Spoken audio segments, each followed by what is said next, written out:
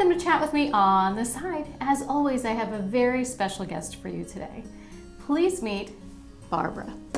Hello, everyone. Hello, Barbara. I wanted you here today because one, we've already met your son. Yes, Xavier. Xavier was amazing. He did such a great job on the show, and I wanted to meet you as well because he mentioned on the show that you also have alopecia. Yes, I do. I did not know that it was hereditary.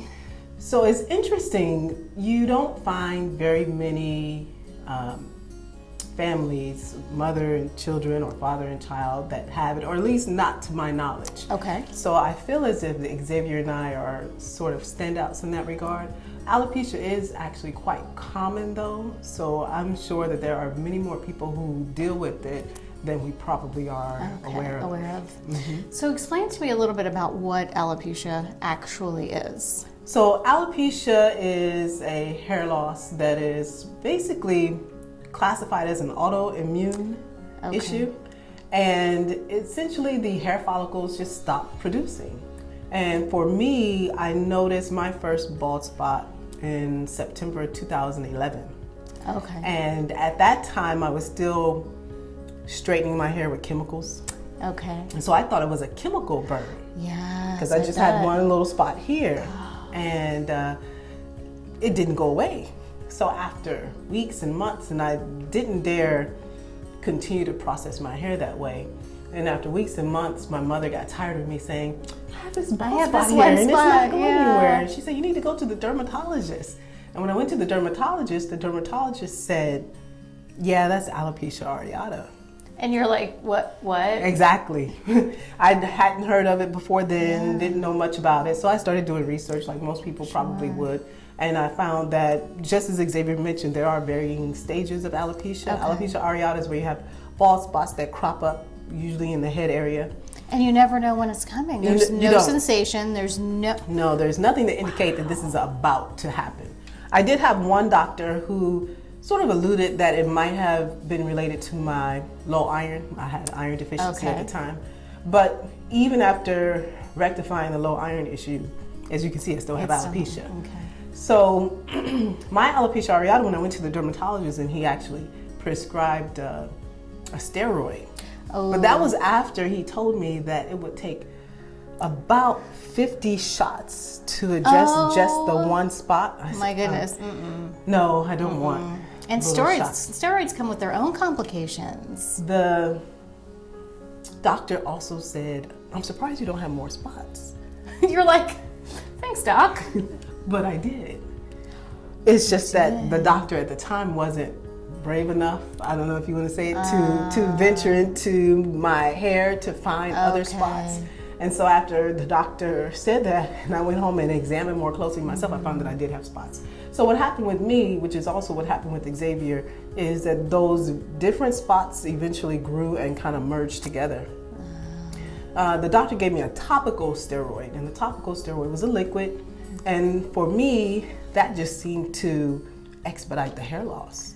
And so interesting, because your body was like, this is what's happening. Right. You're not stopping it. Yeah. No, and so at the worst, Xavier probably doesn't remember, but he was very little. He was like, Mom, your hair looks gross.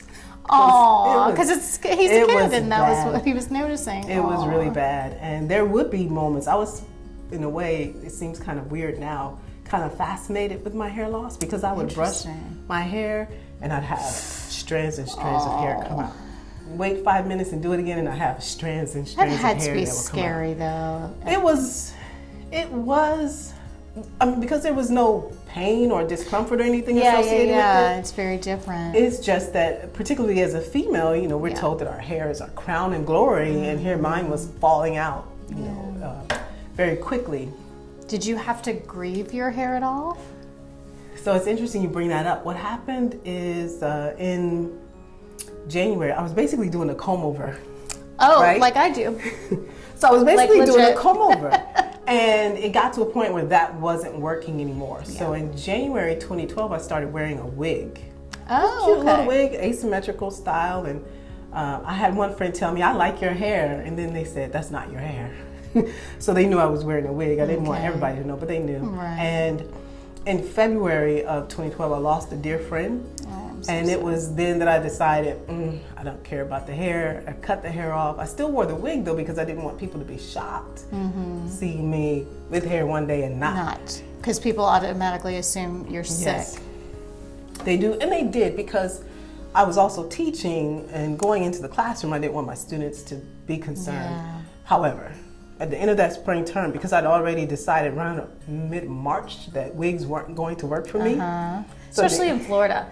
Wigs, it's very hot. It's very hot, and kudos to folks who choose to wear wigs and do it successfully. Yeah, but absolutely. it was so uncomfortable for me, I knew I couldn't do that.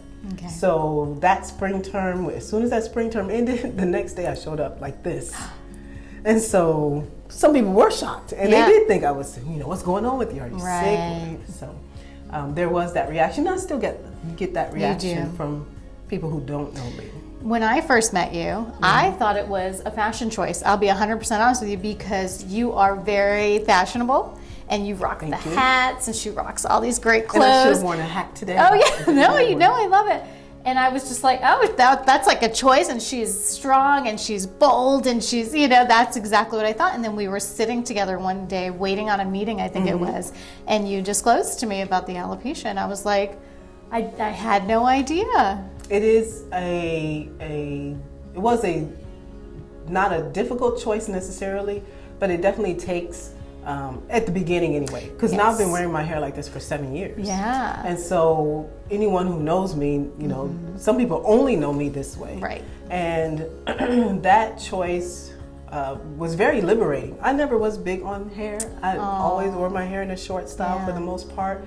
And so while losing it this way was shocking, it wasn't as bad as probably it is for some others. Okay. Now, does it grow back in patches? Like, do you have to shave your head in order to get it like this, or does it stay like this naturally? So my type of alopecia is alopecia totalis, where I don't have any hair really growth on my head. But I do get, what we call peach fuzz. Okay. So to keep it clean, I do shave it about twice a week. I try to shave it as few times as possible. Okay. Just because shaving can be a little damaging to the skin. So I do have to shave it every once in a while. I'll get a little peach fuzz. Okay. So I'll do this. It's fascinating. I didn't know that hair grew back once it was lost. I'm learning so much. It's as Xavier mentioned earlier, it's just different for different people. And so some folks have patches that continually grow in. And like myself, I don't really have to worry about that. But even Xavier sometimes will have a patch, and it's interesting because the hair that grows in now is usually softer and finer than what was there before. So it is interesting how that might happen. Yeah. But as I said, I've been wearing my hair like this for 7 years, so and you wear it well. You wear it well. I love it. Thankfully, I can pull it off. I didn't know there was a nice way to put that. Yeah. It's fine. It's good on me. That's what I've been told. Great on you. Absolutely. Do you moisturize? I know it sounds silly, but do you have to moisturize your head and put sunscreen on, all that stuff? So I don't wear sunscreen probably as often as I should, especially here lately with the weather that we've had, the high heat and whatnot. So I recognize, and I try to tell Xavier this as well, that we really should wear sunscreen on our heads. Absolutely, everyone. But as far as moisture, it's just whatever I do for the skin on my arms and legs. Everything else is exactly what I do for my head. So nothing special at this point. Well, I'm going to have to say that I think you're very special. Well, thank you. I appreciate that. And I really appreciate you coming in and teaching us, because I think it's something that happens more often than we think. In fact, I was doing a little research before you came, and I think they said 200,000 cases a year. There are a number of people who deal with alopecia and a number of children. And so one thing I wanted to point out, which is how all of this came about, is September is Alopecia Awareness Month. And we're wearing blue because blue is the color for alopecia awareness. Oh, I wish I would have known. I would have worn it. One of the organizations that I did find a lot of good information and support through is the National Alopecia Areata Foundation. Okay. So if anyone's interested in finding out more information, that's an organization you can reach out to. Also for children who deal with alopecia, because it could happen as young, really from infanthood. But children who deal with alopecia, there is a Children's Alopecia Project, and they have special events for kids and things. Wonderful. We haven't had an opportunity to get Xavier involved in any of those, but that is a goal going forward. He's so well-rounded and so well-adjusted. So Yeah, I I don't think know that, that's, I think that's amazing. I'm so glad you mentioned that. Thank you. Well, and thank you for you. being here today. I think you. you're wonderful. Thank you for having us. I appreciate it. All right, you guys, thank you so much for watching. And as always, take care of yourselves and don't forget to take care of each other.